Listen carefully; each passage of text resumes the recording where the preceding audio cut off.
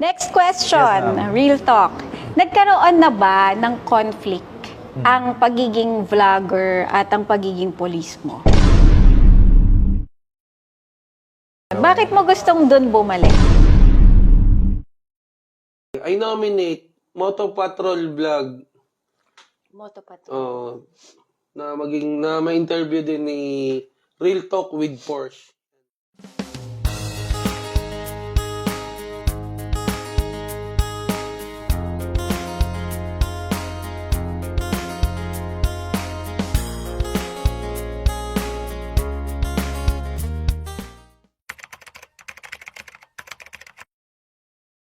Magandang araw, magandang hapon, magandang gabi mga Marites at mga Tolis. Nandito tayo ngayon sa bagong episode na naman ng Real Talk with Porsche.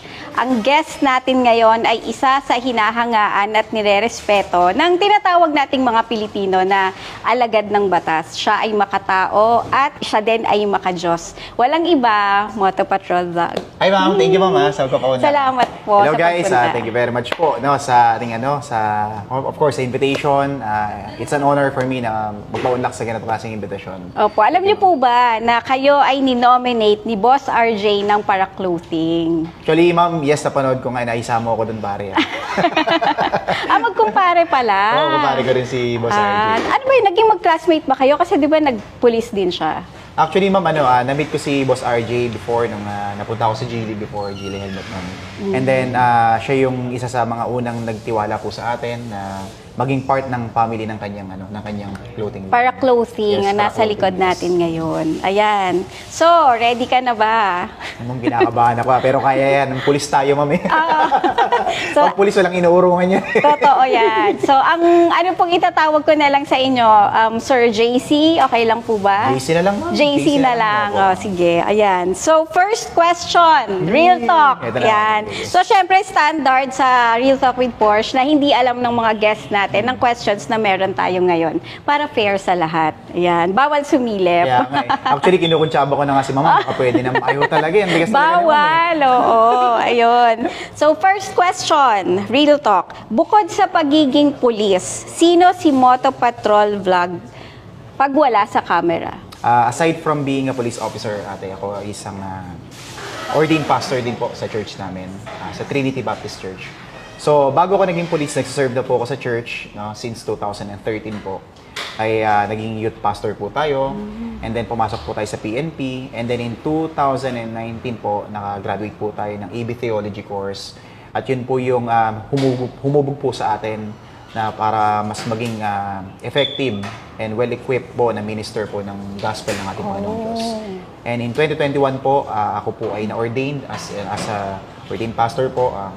Then nag-serve na po ako sa church as associate pastor po. Nice. So, kaya pala, yung mga napapanood kong vlogs nyo sa mga post nyo is minsan may mga word of God, Yes, ma'am. food for the soul, which is very encouraging, lalo na sa panahon ngayon, lalo na din ng mga panahon ng pandemic na everyone was so down and sad, nawawala ng pag-asa. At sa tingin ko, nakatulong kayo sa kanila sa mga panahon na kailangan nila talaga ng food for the soul. I guess so, ma'am. By the grace of God naman po yung ginagawa po natin. Amen. Next question, Yes, real ma'am. talk. Yun. Sino ang nag-influence sa'yo mag-vlog at paano mo ito nagustuhan? So kung matatandaan po natin, siguro napanood nyo na rin po before yun na nag-share po ako ng gospel sa Facebook po nun, dun sa Land Bank po, Tayuman po yun eh. And then, hindi ko po akalain, ma'am, na papalo po siya ng 1 million views at that time. Wow. So personal account ko pa po yung gamit ko po nun. So wala pa rin po sa isip ko yung vlogging nun. Wala pa po. Basta tawag ko pa nga nun before. Recording lang eh. Hindi ko pa alam na vlog ang tawag pala sa ganun. And then, so sabi ko, I decided to create a page. Ang pangalan pa po ng page ko before is Pulis ng Panginoon. Pulis ng Panginoon or Okay. Pulis na Pastor at that time.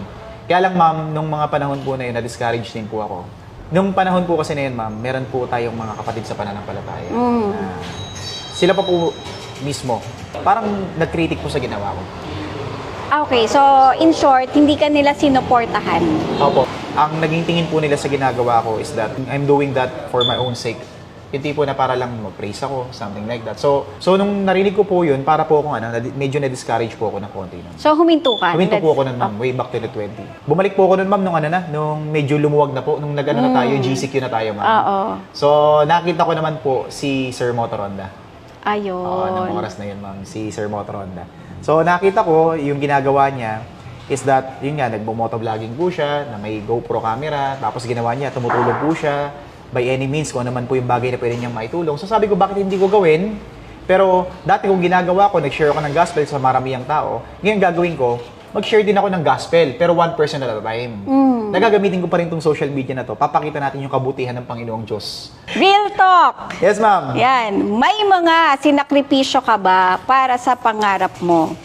At ano ang hindi mo makakalimutan sa buhay mo ng pagpupulis? Actually, ma'am, sa mga sinacrifice, ma'am, for me, wala naman po akong makitang na-sacrifice ko sa pagpupulis. So, pagdating sa, kumbaga, sa sakripisyo, talagang siguro yung hindi mo palang agad natunton kung ano yung makapagpasaya sa'yo, kung saan ka komportable, ganun ba? Kaya nagtalon-talon sa Yes, iba't ma'am. ibang companies, Yes, ganun. ma'am. And then, after nung huli mong call center, yun na ba? Next na ba yung... Yung pagpupulis, ma'am. Opo. Pagpupulis Way back na. 2014 na po yun, ma'am. 13 pala, 13. Nag-try po akong mag-exam kasi I was raised in a family na lahat ng mga uncle ko, pati lolo ko, mga pulis talaga. Wala sa puso ko talaga magpulis kasi nga sabi ko, lahat kayo, puro pulis na. Gusto ko naman maiba. Oo. Sabi sa akin ni mama, ba't hindi mo subukang mag-exam sa Napol? Kung ba't hindi mo subukang magpulis? Kasi baka mamaya dyan ka talaga tatawagin.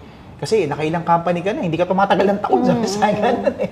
Sinubukan ko, ma'am. Sinubukan ko po mag-exam sa Napol Com examination. And I was able to pass the examination, the PNP entrance exam. Yeah. And then yun nga, naging smooth naman po yung yung process. So, parang walang hadlang, smooth na smooth. Yes, ma'am, Kaya very alam mo na yun talaga yung will ni Will Lord ni God. para Opo, sa'yo. yes po. Ayun, next question, real talk.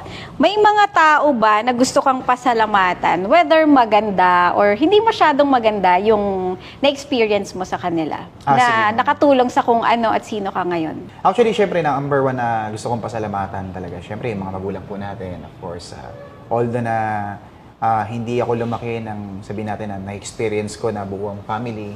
So, gusto ko silang pasalamatan kasi isa po sila sa nagtulak sa akin na sabi ko pagdating ng araw na pag ako'y nagkapamilya, gusto ko yung magiging anak ko ay buo pa rin po. Ayoko pa magaya sa akin yung nangyayari sa mga anak ko. So, naging challenge po sa akin yun na sabi ko, pag ako naging family man ako, maniwala man kayo sa hindi kasi alam ko naman yung mga nanonood ngayon, tingin sa pulis, matulis, di ba? Maniwala kayo sa hindi, yan yung bagay na kaya kong ipagmalaki. No, kahit na sa Panginoon, no, never akong nung nagkaroon ako ng asawa, never na akong nag-attempt na nalokohin ng aking asawa. Siguro, yun yung bagay na pagpapasalamat ko, na nakita ko, na-experience ko po yung pagiging broken family. At mahirap po yun para sa isang bata. Anong natutuhan mo dun sa ano na yun? Sa- Dun sa pangyayari sa buhay nila na yun? Ay, syempre, dapat kung sakaling mag-aasawa ka man, dapat meron ka ng tamang trabaho, meron ka ng stable job. Ayun yung bagay na inisip ko muna. Sabi ko, kung ako magkakaroon ako ng pamilya, dapat yung, alam mong kaya ko na, yung pwede kaming mag-asawa, pwede na naming buhayin. Hindi na kami aasa sa mga magulang namin. Totoo. Yun. Next question.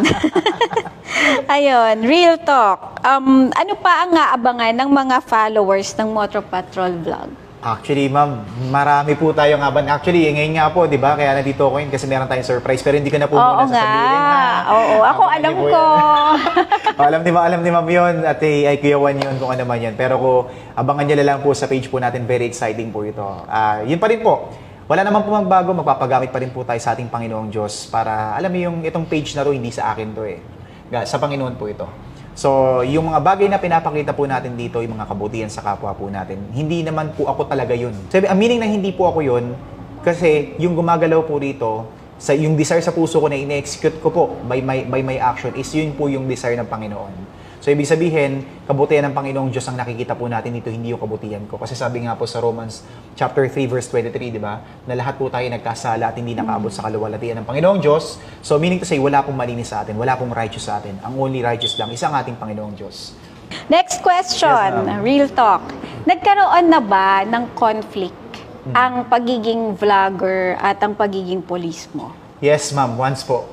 Pwede mo, okay lang ba ikwento mo sa Yes, ma'am. amin? Yes, ma'am. Okay lang Oo. po. Meron po kasi akong nagawang vlog na sabihin na natin na against po dun sa sa ano namin, sa code of ethics po namin. So, yun po yung actually pinagsisiyan ko na hindi ko na po ulitin talaga yung gano'n. Okay. Naalala niyo po ma'am yung ano, yung panahon po nung nag-prank po ako dito. Kaya kay Mr. Friendly, kay Marbs TV, ma'am.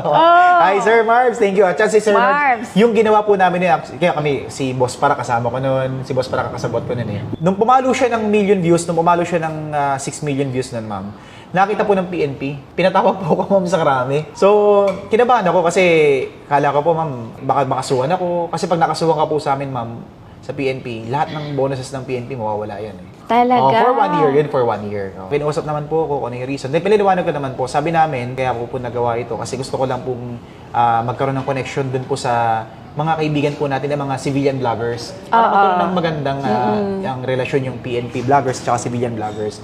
And then, yung oras po na yan, ma'am, just so happened by the grace of God, ma'am, nung naunawaan po ng PNP, ng pamunuan ng PNP sa Pika G, napagkasunduan po nila na bumuo po ng tinatawag na PNP Content Creator. So, yun po, hindi na po ako nakasuhan. So, ang naging deal na lang po namin, tanggalin ko na lang po yung video.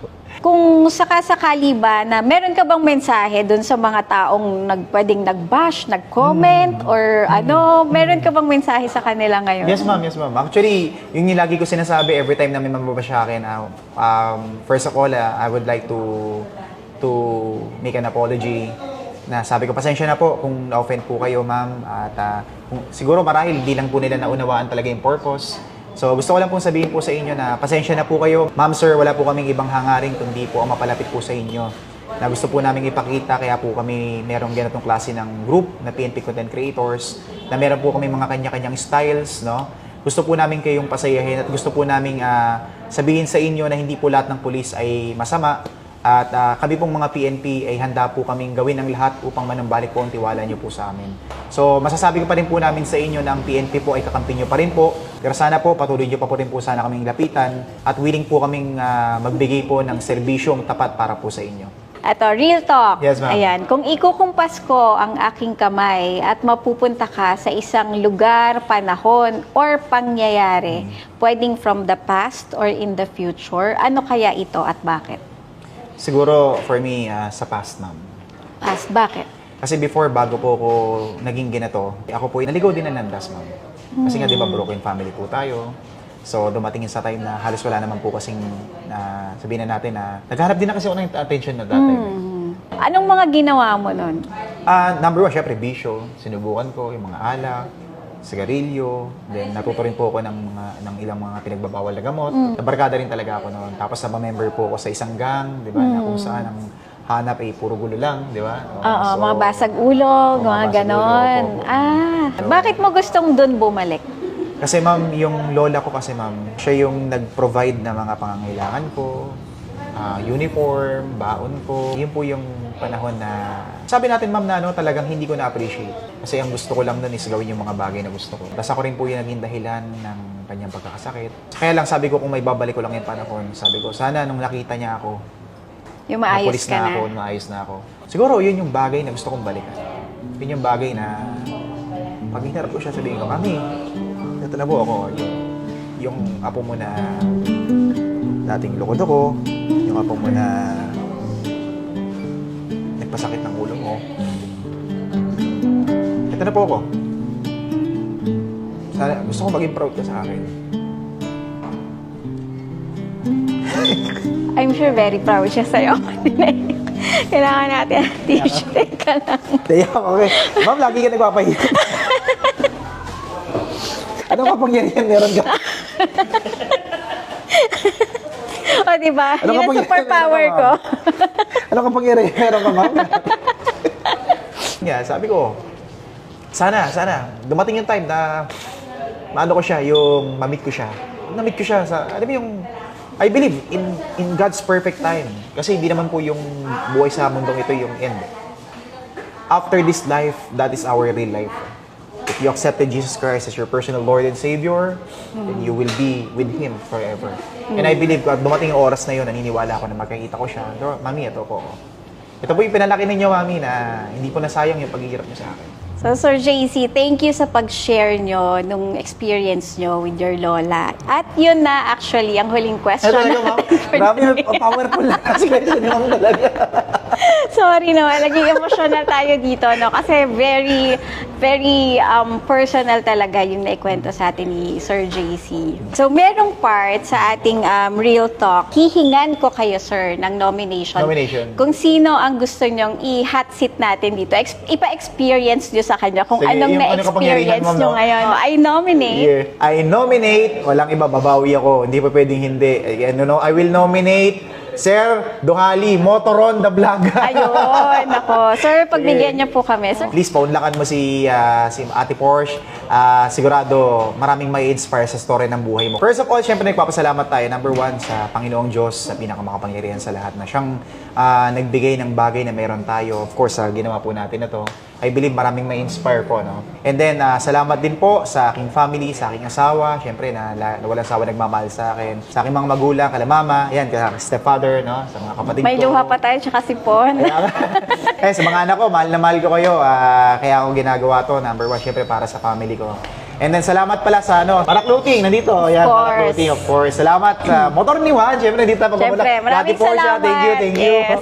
Of course, salamat din po sa Global Oil po. Yan, sa Global Oil po. Quick Tire Family yan, kala Boss S, sa mga kasama ko sa Quick Dream Team. Salamat din po sa inyo. And of course, sa lahat ng mga kaibigan ko po, mga kasama ko sa trabaho. The PNP Content Creators, salamat Hello po sa inyo. Yes. Aming Chief PNP po, no, si Police General Asurin. Yan, maraming po salamat. Yung Redstone, yan, maraming salamat po sa Redstone. Of course, unit ko sa Manila Police District, sa aming District Director. Police Brigadier General Andre Perez Dizon po. And of course, sa lahat ng command group, sa aming hepe na si Police Lieutenant Colonel, soon to be Police Colonel na po yun. Si Sir Bogart Araw, sa D5 Hello, sir. family, yan, sa PIO family, yan, sa pinsan ni Sir Juan, si Sir Major Philip Ines. Pero malalaman ko na pala, Sir Jojo! Sir Jojo! Yun ang pangalan niya sa family. Oh. Ayun. Of course, sa mga followers natin na patuloy na sumusuporta, sa followers po ni Motor ni Juan, sa followers po ni Ate Porsche, sa Real Talk with Porsche. Salamat. Maraming pong salamat. Continue to support this program. So, very inspiring yung mga videos. And then, of course, yung mga interview. Talagang, totoo masasabi ko talaga, powerful talaga. May secret talaga sa tanong talaga ni Ate Porsche. Hindi ka pwedeng gimalo. Kayo lang, sir, ang nagbanggit na may superpower ako. So, from you, I'll quote that. So, May power talaga, kaya yari. Gusto niyo maranasan yung kapangyarihan. of course, continue to support Moto Patrol Vlog. Thank you. At this time, almost 600K followers. That's why meron siyang sorpresa sa inyo. Tama Yes po, ba? yes po, yes po. Yes. So, abangan natin yan. Hindi natin alam na from the time ng posting, baka hindi lang tayo 600. No, yes. Si Lord ang bahala sa atin dyan. Yun. So, huwag kayong bibitaw. Continue to support ang lahat ng social media naming yes. dalawa. At maraming salamat. Huwag po natin kakalimutan. Lagi tayong magtiwala sa taas, sa Diyos, at laging uunahin ng pamilya Yes. bukod sa lahat. Yes, Ayun. tama po yan. Tama po, ma'am. Thank you very Ayun. much. Thank you very much. Thank you. Salamat po.